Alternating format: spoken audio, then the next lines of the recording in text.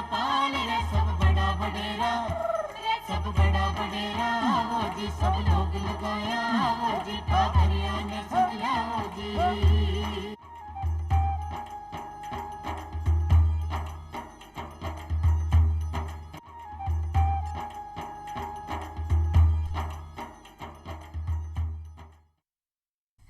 चौपाल देखने वाला सबला दर्शका ने राम राम सा। भाई आज की चौपाल में आपा चर्चा कर रहे हैं चलो पढ़ाए कुछ कर दिखाए। किया आपने पढ़ाई की आवश्यकता हो सकी आपा सब जाना कि चाहे से टाबर हो, महिला हो, पुरुष हो या अपना बुजुर्ग हो, सब ने ज्ञान होना आवश्यक है। और शिक्षा एक ऐसो ज्ञान रूपी रथ है जी पर आपा चलकर अपना जीवन का जो भी रस्तो है बिना आसानी से तय कर सका है, यानी सही तरीका से तय कर सका है। यानी शिक्षा को आधार अगर अपने पास है तो आपनो जीवन भी सफल हो सके है। जी हाँ, और अपना आज का विषय पर चर्चा करवा के लिए पधारी हैं दीप्ति कछवाहा जी, जो कि साक्षरता एवं सतत शिक्षा विभाग राजस्थान में अतिरिक्त निर्देशक का पद पर आसीन है। दीप्ति जी थाको बहुत बहुत स्वागत करा है चौपाल में। बहुत बहुत धन्यवाद। मेरा भी आपका कार्यक्रम देखने वाले सभी दर्शकों को प्रणाम है, सबको नमस्कार है। दीप्ति जी ज्याँ की थे साक्षरता एवं सतत शिक्षा विभाग से हो, तो सबसे पहला सवाल आपसे आई करा कि भाई शिक्षा ने आगे बढ़ावा के लिए या लोगों ने साक्षर बनावा के लिए आपका विभाग की तरफ से कौन कौन सा काम हो रहा है? हमारा जो साक्षरता और सतत शिक्षा विभाग है, इसमें 15 और उससे अधिक आयु के लोग जो किसी भी पारिवारिक, सामाजिक या आर्थिक कारण से स्कूल नहीं जा पाए हैं या किसी कारण से शिक्षा से वंचित रह गए हैं, उनको साक्षर करने का काम करता है। इसके लिए केंद्र सरकार और राज्य सरकार की अलग अलग योजनाएं समय समय पे आती रहती हैं। उनके माध्यम से हम लोगों में शिक्षा के प्रति जागरूकता पैदा करते हैं और उन्हें पढ़ने के लिए प्रेरित करते हैं। जी, और साक्षरता ने आपा किया समझ सका कि भाई साक्षर आपा कौन व्यक्ति ने कह सका और इसका उद्देश्य के हो सके हैं? साक्षर कौन है, इसको समझने के लिए हमें पहले ये भी समझना चाहिए कि असाक्षर कौन होता है। असाक्षर व्यक्ति वो है जो सामान्यतया जो पढ़ नहीं सकता, लिख नहीं सकता, और साक्षर व्यक्ति वही है जिसे अक्षर ज्ञान है, जो किताब को पढ़ सकता है, कहीं कुछ लिखा हुआ उसे पढ़ सकता है, अंक गणित थोड़ी सी जानता है, हिसाब किताब कर सकता है। वो साक्षर व्यक्ति है जिसका जो मूलभूत रूप से अक्षरों को पहचानता है, थोड़ा सा हिसाब किताब कर सकता है। तो और आज के अगर समय में समझा तो बहुत सारा लोग ऐसा है जो शिक्षा और साक्षरता में अंतर नहीं समझ सके, यानी भेद नहीं कर पाए हैं। तो आ भेद भी आपने दर्शका ने पता होना चाहिए कि भाई आपा कुन्ने तो शिक्षित कह सका और कुन्ने आपा साक्षर कह सका। साक्षर तो सिर्फ वही व्यक्ति कहलाएगा जो सिर्फ अक्षर, जिसको अक्षर ज्ञान है, जो पढ़ सकता है और थोड़ा बहुत लिख सकता है। शिक्षित व्यक्ति के अलग अलग स्तर हो सकते हैं। शिक्षा औपचारिक शिक्षा, स्कूल शिक्षा कहलाती है, जिसमें हम स्कूल जाते हैं, क्लास 1, 2, 3, 4, 5 से जहाँ तक भी हम पढ़ना चाहते हैं, हम पूरी शिक्षा अलग अलग विषयों की अलग अलग स्थान पर, कॉलेज की, यूनिवर्सिटी की हम प्राप्त करते हैं। जबकि साक्षरता केवल अक्षर ज्ञान तक सीमित है कि हम थोड़ा बहुत पढ़ सकते हैं, उसको समझ सकते हैं। जी, तो आपको एक तरह से आधार मिल जावे है कि भाई आपने लिखनो पढ़नो आ जावे है, जोड़ बाकी आ जावे, जो भी आपने जीवन में ज़रूरी है अपना जीवन यापन करवा के लिए, हिसाब किताब लगाने में, वो आप साक्षर समझ सका। और शिक्षा तो आपने सबने ही पता है, अपना सबका टाबर शिक्षित होगा, अपना विद्यालय में जावे है और एक कक्षा से लेकर दूसरी कक्षा तक शिक्षित हुए हैं और बीके आगे की पढ़ाई भी करे हैं। जो अगर आप साक्षरता की बात करा तो ऐसा कौन सा बच्चा है जो साक्षर होना ज़रूरी है? मतलब अगर वो स्कूल नहीं जा पाए हैं तो भी इन्हें साक्षर होना चाहिए, या किस उम्र का टाबर ई में आवे हैं? शिक्षा तो सभी के लिए आवश्यक है। साक्षर तो हमको समाज के हर व्यक्ति को पढ़ना लिखना आना चाहिए। शिक्षा हमारे विकास का मूलभूत आधार है, तो हम सभी को पढ़ना चाहिए।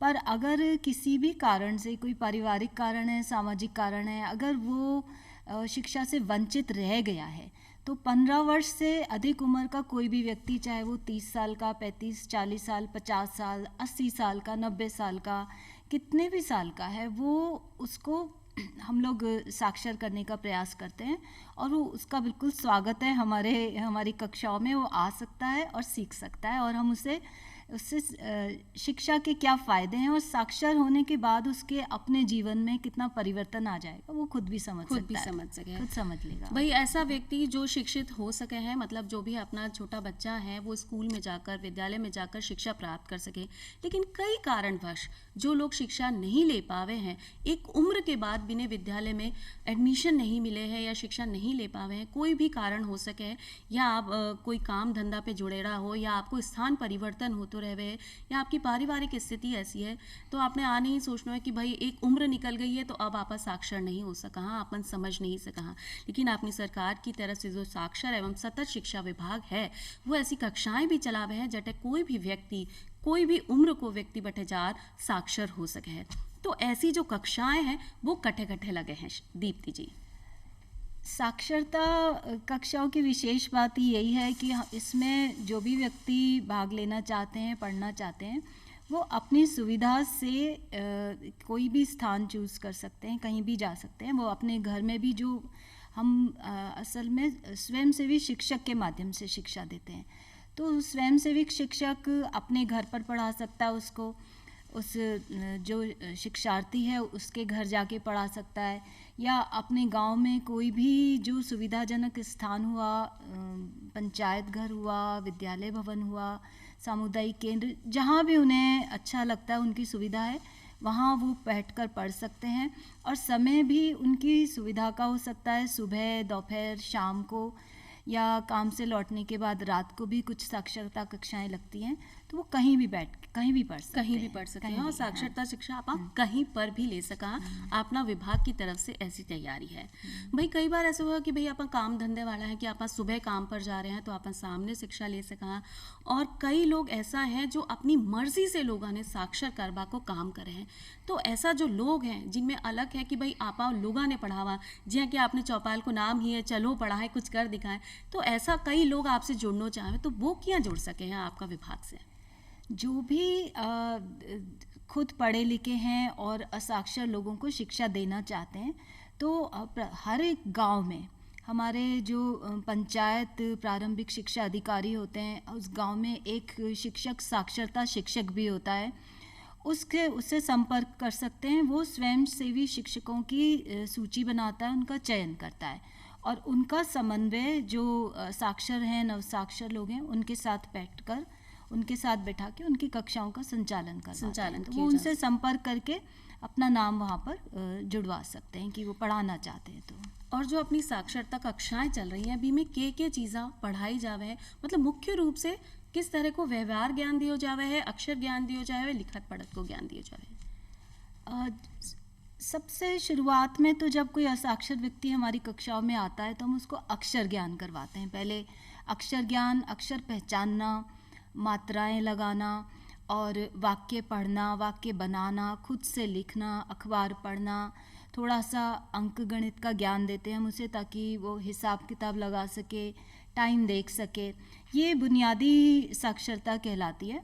हम इसको सबसे पहले हम उसको बुनियादी साक्षरता देते हैं, और इसी के साथ साथ हम उसको कानूनी साक्षरता, वित्तीय साक्षरता भी देते हैं, जिससे अगर वो अपना बैंक खाता खुलवाना चाहे तो बैंक में जाके कैसे खुलवाएगा, कैसे अपना पैसा बैंक में जमा कराए, उसको निकाले कैसे, चेक कैसे काम में लेते हैं, ये उसको हम वित्तीय साक्षरता भी देते हैं, जिसमें बैंक से लेन देन सिखाते हैं। हम उसको कानूनी साक्षरता भी देते हैं, जिसमें एक नागरिक के क्या अधिकार हैं उसकी सुरक्षा के लिए और उसके हितों की रक्षा के लिए उसको कौन कौन से अधिकार दिए गए हैं। अगर उसे कुछ उसमें नुकसान पहुंचता है, कोई हानि है, तो वो कैसे, हमारी पुलिस है, थाना है, वकील है, अदालतें हैं, ये सब संस्थाएं जो हैं, इनसे कैसे मदद प्राप्त कर सकता है, हम उसको ये भी सिखाते हैं। और अभी तो थोड़ा कंप्यूटर मोबाइल का युग है, तो हम अभी थोड़ा डिजिटल साक्षरता पर भी जोर दे रहे हैं। तो भाई सही बात है कि आपा सब जाना है कि भाई शिक्षा ने आपा कोई दायरे में नहीं बांध सका। शिक्षा सिर्फ लिखने और पढ़ने को ही नाम नहीं है। शिक्षा में आपने सामाजिक शिक्षा भी आवे है, नैतिक शिक्षा भी आवे है, वित्तीय शिक्षा भी आवे है, आर्थिक प्रबंधन भी आवे है, और आपने समाज में आपने किया रहना है, आज सब चीज़ें शामिल है। और जो अपनी साक्षरता की कक्षाएं लगे हैं भी में आज सब तरीका से समझाया जावे है। दीप्ति जी, एक परेशानी आवे है कि अगर कोई छोटो टाबर है तो वो शून्य से शुरू करे है, तो वो विद्यालय में सब सीख सके है, और अपनी जो साक्षरता कक्षाएं लगे हैं उनमें बहुत बड़ी उम्र दराज लोग भी आए हैं, तो भी इन्हें समझाना थोड़ा मुश्किल हो सके है। तो शिक्षा में ऐसो के आपा नयोपन ले रहा वहाँ, या पढ़ाने का तरीका में के बदलाव करा जिससे लोगों ने समझ में आए, ज़्यादा अच्छे से आए। हाँ, ये परेशानी हमें सबसे ज़्यादा आती है कि सबसे पहले तो उन्हें जो भी हस्ताक्षर रह गए हैं उनको इस बात का एहसास ही नहीं होता है कि उनके लिए पढ़ना ज़रूरी है। तो उनको कक्षाओं तक लाना और फिर उन्हें वहाँ बनाए रखना, उनको सिखाना, वो अपनी साक्षरता पूरी करके भी जाएं, इसके लिए हमें बहुत सारे अलग अलग प्रयास करने पड़ते हैं। हमें उन्हें पहले शिक्षा का महत्व समझाना पड़ता है, इसके क्या फ़ायदे होंगे, उनको खेल खेल में उनके दैनिक जीवन से संबंधित जो बातें हैं उन्हीं से जोड़कर वन, पर्यावरण, स्वच्छता, स्वास्थ्य और ये सब चीज़ें, और बच्चों की परवरिश कैसे की जाए, हमको ये सभी चीज़ें उनको लगातार साथ के साथ बतानी पड़ती है, जिससे कि उनकी शिक्षा में रुचि बनी रहे। हाँ, कि भाई अगर आपने मन लगे रहेगो तो आपा पढ़ाई में भी अच्छा रहेगा, और उत्सुकता के साथ आपा कुछ ना कुछ नयो सीखबा की अलग जगह रखेंगे। एक बात आवे है कि आपने बताया कि आपा हर तरह को ज्ञान देवा, व्यवहारिक भी, सामाजिक भी। तो कई जो अपना मजदूर भाई हैं या बिका टाबर आवे हैं, या बुजुर्ग जो गडरिया लुहार हैं, या कोई पशुपालक है, या कोई और कलाकृति में माहिर है, या हस्तशिल्पी है, तो इन सब का कौशल विकास के लिए भी आपने कोई अलग से कक्षावा चले हैं जिससे भी इनका कौशल में भी विकास हो और उनकी आमदनी भी बढ़ सके है। हाँ, हम साक्षरता कक्षाओं के साथ साथ उनके कौशल विकास का भी पूरा प्रयास करते हैं। इसके लिए हमने सरकार के अलग अलग विभागों से भी समन्वय कर रखा है, जैसे कृषि विभाग है, उद्योग विभाग है, महिला बाल विकास विभाग है, इनके साथ और बहुत सारे विभाग हैं जो अलग अलग स्तर पर अलग अलग तरीके के कौशल प्रशिक्षण देते हैं। उनके प्रशिक्षण शिविर में हम अपने असाक्षर और नवसाक्षरों को भाग लेने के लिए प्रेरित करते हैं। इसके अलावा कुछ स्वयंसेवी संस्थाएं भी हैं जो भी प्रशिक्षण देने का काम करती हैं। इसमें हम उनको लघु कुटीर उद्योग बहुत सारे हैं जो वो अपने स्तर से कर सकते हैं, दरी बनाना, चटाई बनाना, बचे कुचे कपड़ों से बैग बनाना, सजावटी सामान तैयार करना, और महिलाओं के लिए भी कुछ उनकी अगर विशेष रुचि है तो मेहंदी लगाना सिखाना, सिलाई कढ़ाई बुनाई सिखाना, उनको ब्यूटिशियन का कोर्स कराना, ये सब चीज़ें हैं। और रिपेयर का वर्क करना, कृषि पशुपालन से संबंधित भी हम उनको देते हैं ताकि वो जो भी यहाँ से सीख कर जाएं उसको उससे अपना आर्थिक विकास कर सके, कुछ आत्मनिर्भर बन सके। तो भाई ऐसी बात नहीं है कि सिर्फ आपा शिक्षा लेवा के लिए जा रहे हैं या लिखाई पढ़ाई के लिए जा रहे हैं, आपनी मनपसंद को काम भी आपा वटे सीख सका और सीख कर आपनी आमदनी में इजाफो भी कर सका। भैया अपने परिवार की अगर स्थिति अच्छी नहीं है तो आप शिक्षण प्रशिक्षण को काम कर कर भी अपना काम ने बढ़ा सका और भी में सही तरीका से मुनाफो भी कमा सका। अपना प्रदेश की अगर आप बात करा तो जो साक्षरता कक्षाएं चल रही हैं, जो मिशन है, कार्यक्रम है, पी के अपना प्रदेश में क्या स्थिति है, किस स्तर पर चल रहा है? प्रदेश में हम हर एक ज़िले में ब्लॉक ग्राम स्तर तक अपनी कक्षाओं का संचालन करते हैं। प्रत्येक ग्राम पंचायत में पहले लोक शिक्षा केंद्र होते थे जो अब जो पंचायत भवन में होते थे वो अब हमने स्कूल में शिफ्ट कर दिए हैं। तो स्कूल में वहाँ पर एक लाइब्रेरी भी बना रखी है हमने, महात्मा गांधी पुस्तकालय वाचनालय, जो प्रत्येक ग्राम पंचायत में है। और माननीय मुख्यमंत्री महोदय की बजट घोषणा से तो अब हम उसकी संख्या भी पहले ग्राम पंचायत में 8,000 समथिंग थी, जिसको भी हम बढ़ाकर अब 14,970 कर रहे हैं। तो हर एक गांव में न सिर्फ साक्षरता कक्षाओं का संचालन होता है बल्कि पढ़ने के बाद, अक्षर ज्ञान प्राप्त करने के बाद भी अगर वो कुछ किताबें पढ़ना चाहें और अलग अलग विषयों की, तो हमने वहाँ पर पुस्तकालयों की स्थापना भी की है स्कूल में। वो वहाँ जाकर के अपना और आगे का ज्ञान भी उसमें ले सकते हैं। दीप्ति दी, एक प्रश्न आवे कि जब आप साक्षरता कक्षाएं लगा रहे हैं तो भी में खर्चों भी आवे है, तो ऐसा बहुत सारा लोग हैं जो अपनी कक्षा में उपस्थित हैं और सही तरीका से पढ़ाई भी कर रहे हैं, तो कहीं भी ने भी कोई शुल्क देना पड़े है या आज जितनी भी व्यवस्था है वो सब निःशुल्क हो गए हैं? नहीं, हमारी जो केंद्र सरकार राज्य सरकार की सभी योजनाएं हैं उसमें उस शिक्षार्थी को, उस असाक्षर नवसाक्षर को कोई शुल्क नहीं देना होता। शिक्षण सामग्री किताबें सब विभाग द्वारा उपलब्ध कराई जाती हैं। हम उसको किताबें देते हैं और slate, pencil, rubber, sharpener, notebook जो भी उसके पढ़ने लिखने के लिए आवश्यक है वो हम विभाग से उपलब्ध कराते हैं। उनको कोई शुल्क नहीं देना है इसके लिए। जी। और आपने बहुत सारा लोगों की ऐसी सोच भी होवे है, जब आपने कोई भी चीज़ निःशुल्क मिल रही है या मुफ्त मिल रही है तो भी को दुरुपयोग भी आपा करा। जैसे आपने कोई सामग्री मिली है तो आप घर ले जावा और अगले दिन अपनी कक्षा में आप उपस्थित ही नहीं हुआ, फिर आपने भी की जरूरत पड़े, तो ये ऐसा लोग के लिए भी आप टाबर तो नहीं कह सका क्योंकि एक बड़ी उम्र का लोग हो सके, तो ऐसा लोगों की समझाइश के लिए भी लोगों ने समझ में आवे कि भाई जो चीज़ आपने ज़रूरत की है भी को सही उपयोग करना है और जो कक्षाएं आपने लग रही हैं भी को पूरा फायदा आपने उठाना है।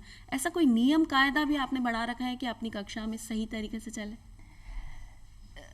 एक तो हम जिस उम्र के, जिस वर्ग के लोगों से को समझाइश करके कक्षा में लाते हैं वो वही होते हैं जो अपनी इच्छा से स्वयं पढ़ना चाहते हैं। ये इसमें उनसे कोई जोर जबरदस्ती नहीं की जाती है। वो अपनी इच्छा से आते हैं, वो अपनी इच्छा से आते हैं तो वो अपनी कॉपी किताब सब संभाल के रखते हैं। अगर आप कभी साक्षरता कक्षाओं में जाएं तो आप देखेंगे उसमें जो पढ़ने के लिए आए हैं उनमें एक अलग तरीके का उत्साह होता है। उन्हें लगता है कि अगर हम कोई अक्षर ज्ञान मिल जाए, अगर हम भी अखबार पढ़ पाएंगे, हम भी कुछ टीवी देखेंगे, सब समझ पाएंगे, अपने काम खुद कर पाएंगे, तो उनको वो उसको सोचकर वो काफ़ी खुश होते हैं, उत्सुक, उसमें एक अलग उत्साह होता है पढ़ने का। तो वो ऐसी कॉपी किताबें खोने का या उनके दुरुपयोग जैसा अभी ऐसी कुछ चीज़ें नहीं करते हैं। कभी भूल जाएं तो वो अलग बात है, वो ले आते हैं। ऐसी कोई ज़्यादा ऐसी समस्याएं नहीं आती हमारे सामने। लेकिन आपने परेशानी तो ज़रूर आती होगी, जैसे जितना भी लोग आपकी कक्षा में आ रहे हैं, थोड़े दिन आया और मन उचट गया तो फिर दोबारा उपस्थिति नहीं हो गए। हाँ। ऐसे में आप लोग और आपका जो भी स्वयं सेवक भाई बहन है जो कि साक्षरता दर ने बढ़ावा के लिए प्रयास कर रहे हैं, बी को मनोबल बनाए रखवा के लिए आपकी तरफ से क्या प्रयास हुए? हाँ, ये समस्या जरूर आती है हमें कि थोड़े दिन आए फिर नहीं आए, कोई पारिवारिक परिस्थिति हो गई, स्वास्थ्य की समस्या हो गई या रोज़गार बदल गया, कहीं और काम करने चले गए, तो ऐसी समस्याएं आती है। इसके लिए हम वहीं गांव में ही जो लोग हैं, शिक्षा के विद्यालय के शिक्षक हैं, वहाँ के सरपंच हैं, जनप्रतिनिधि हैं, उन्हीं के माध्यम से लगातार समझाइश करते हैं उनको, और लगातार जागरूकता का हमें प्रयास करना पड़ता है, जिससे वो जो प्रयास उन्होंने शुरू किया है उसे छोड़े नहीं, उसको पूरा करें, पढ़ते रहें। मतलब इनकी पढ़ाई जो भी है वो लगातार चलने हैं। ऐसे में अपन किया समझ सका कि भाई जो आपनो राजस्थान है बिकी के स्थिति हो सके अपना भारत में कि आप बहुत ज़्यादा नीचे स्तर पर आ गया है शिक्षा या साक्षरता के मामले में, या एक सही स्थिति में आपा है? अगर भारत की साक्षरता स्थिति देखेंगे उससे राजस्थान अभी थोड़ा पीछे चल रहा है। तो महिला साक्षरता दर हम देखें तो उससे भी थोड़ी ज़्यादा पीछे है। पुरुषों की साक्षरता दर 80% है भारत में, राजस्थान में 79% है, इसमें ज़्यादा फर्क नहीं है। लेकिन महिलाओं की साक्षरता दर भारत में 64% है, जबकि हमारे राजस्थान में 52% ही है। तो इसमें हम थोड़ा पीछे चल रहे हैं और इसी के लिए हम जो भी योजनाएं बनाते हैं उसमें ये पूरा प्रयास करते हैं कि महिलाओं को ज़्यादा से ज़्यादा प्रेरित कर सकें कि वो साक्षरता कक्षाओं में भाग लें। तो ई के लिए अपना क्या प्रयास चल रहा है कि जो पुरुष और महिला को जो असमानता बनी रह रही है, बीने आपा सही तरीका से जो दर है बीने बराबरी में लाभा के लिए भी कोई नयो प्रयास है कि भाई खासी महिला शिक्षा पर आपा जोर देवा? महिला हम अपने एक तो हम जब प्रयास करते हैं उनको, तो महिलाओं को ज़्यादा हमें कोशिश करनी होती है कि वो अपने घरों से निकल के यहाँ आएँ। इसके साथ ही हमने हमारा झालावाड़ में एक महिला शिक्षण विहार भी है, जिसमें ग्रामीण क्षेत्र की, आदिवासी क्षेत्र की और कोई भी वंचित वर्ग की महिलाएं हैं जो एकल महिलाएं हैं, 15 से 30 आयु वर्ग की, किसी कारण से परिवार से अलग हो गई हैं, तो वो भी वो वहाँ पर वो आवासीय विद्यालय है, उसमें वो वहाँ पर एडमिशन ले सकते हैं और वहाँ कौशल प्रशिक्षण का कार्य भी होता है, वहाँ जाके पढ़ सकते हैं। इसके अलावा जो ज़िले जिनमें महिला साक्षरता दर थोड़ी कम है, वहाँ पर हम विशेष कक्षाएं भी लगाते हैं जिससे महिलाएं उसमें ज़्यादा से ज़्यादा आएँ। जी दीप्ति जी, जी हाँ, सबने साक्षर करना आपनो लक्ष्य है कि भाई हर व्यक्ति साक्षर हो जाए। ऐसे में बहुत सारी परेशानी आती है कि लोगों की सोच ऐसी है कि भाई अगर आप ज़्यादा पढ़ लिख गया या घर की महिला पढ़ लिख गई तो वो घर को काम नहीं करेगी, घर से हाथ से निकल जाएगी। तो ऐसी परेशानी से थे क्या जूझो हो, क्या भी ने सही तरीका से करो कि भाई आपकी जो कक्षा है वो सही चले और ज़्यादा से ज़्यादा लोग इनमें भाग ले लें।